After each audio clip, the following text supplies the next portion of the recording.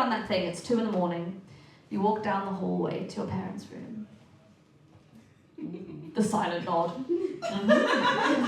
You shuffle to the edge of their bed, like the pale, sickly Victorian ghost that you are.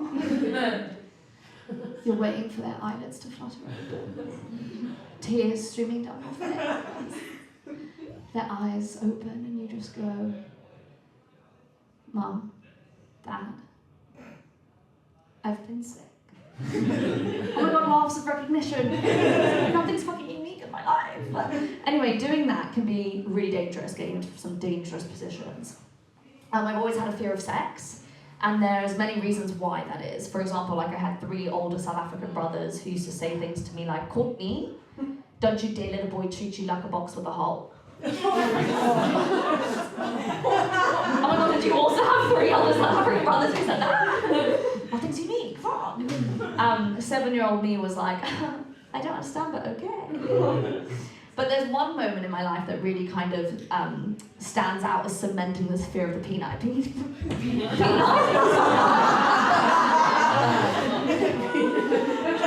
What is the plural? I don't know. Why did I go peanut?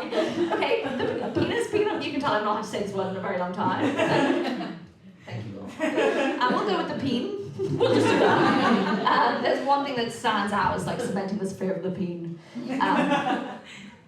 Why? I'm 9 years old. I have Britt Hershowitz over for a sleepover after her bat mitzvah, Baruch Atah Shalom Shabbat.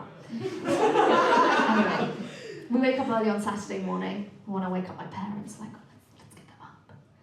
So we crawl down the hallway.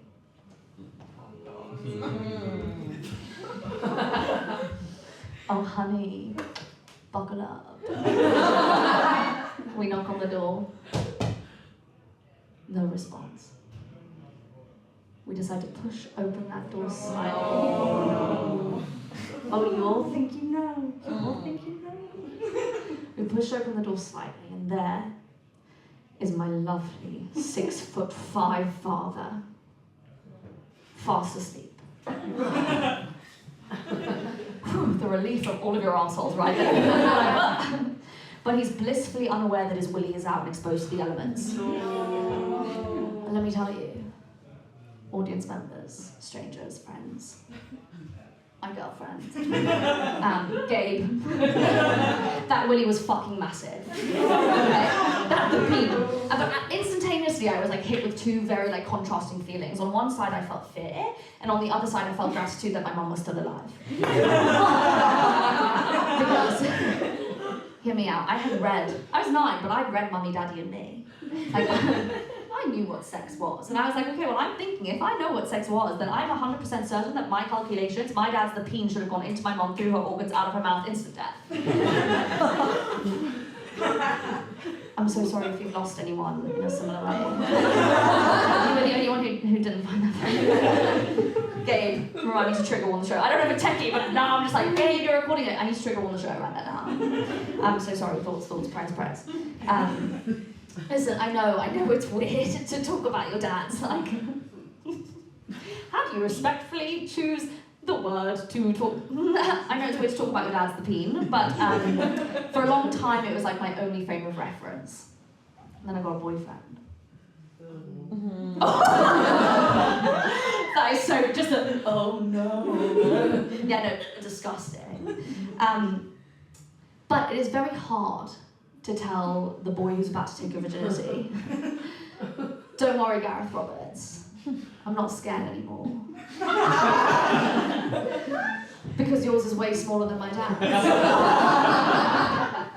But obviously before I lost my virginity, there were like other little steps I had to take. Like I had to have my first kiss. My first kiss was amazing. It was everything I wanted it to be. It was with this boy called Matt. We met in sixth form. I was a bit of a late bloomer. His mom wrote 50 Shades of Grey. Ooh. I know, I met him and he's like, my mom writes 50 Shades of Grey. And I was like, I will kiss your face. Claim to name. But at the time I was like a little bit insecure, so I didn't want to invite Matt over just for us to hang out, like, ugh, gross. So I invited my best friend over, Emma, and Matt. So Emma comes over, Matt comes over, and I said to Emma, oh my God, I really fancy Matt. And she was like, oh my God, that's so cute. And I was like, yeah, do you think he likes me back? And she was like, yeah, he does, you're gorgeous. I was like, you're gorgeous. She's like, you're gorgeous. And I was like, we're so fucking gorgeous. and then I had just exploded because we reached decibels so high. But I thought, okay, I want a chilled environment. I'm going to blow up a double mattress, and we can lie on that mattress and watch the film together. All three of us. Interesting. Anyway, it's Matt, it's me, and it's Emma by our feet. Like some kind of fucking dog, I don't know what was going on, to be honest. But we're chatting and it's comfortable, and then we get that like comfortable silence. Then Emma falls asleep. And so Matt looks over at me and he's like, that's me being Matt. Then I look over at Matt and I'm like, that's me being me. And then Matt, he leans over and he kisses me.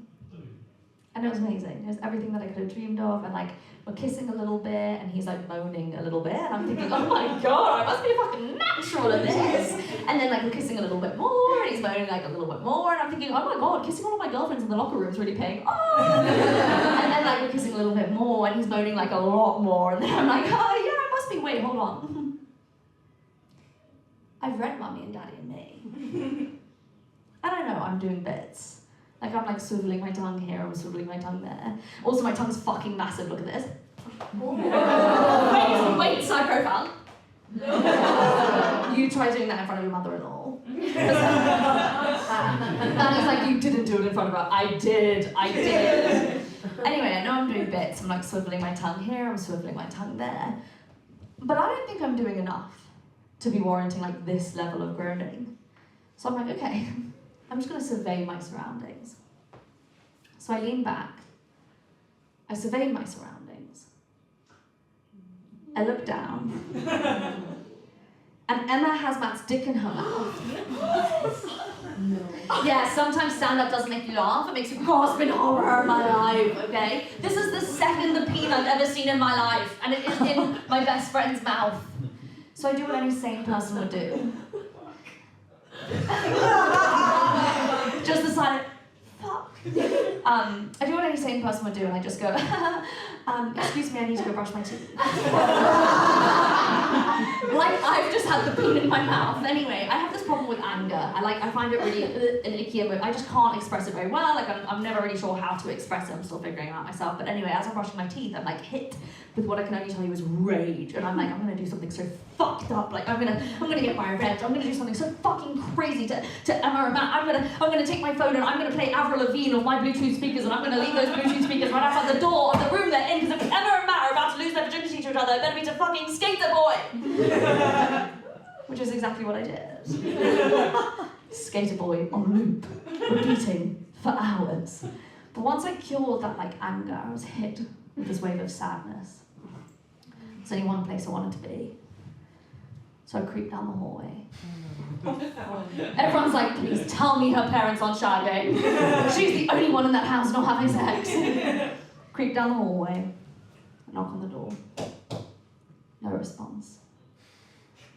I push the door slowly open, and there are my lovely parents, fast asleep, blissfully unaware that their daughter's just had her first accidental threesome. But I'm traumatized, so I shuffle to the edge of their bed, like the pale, sickly Victorian ghost that I am.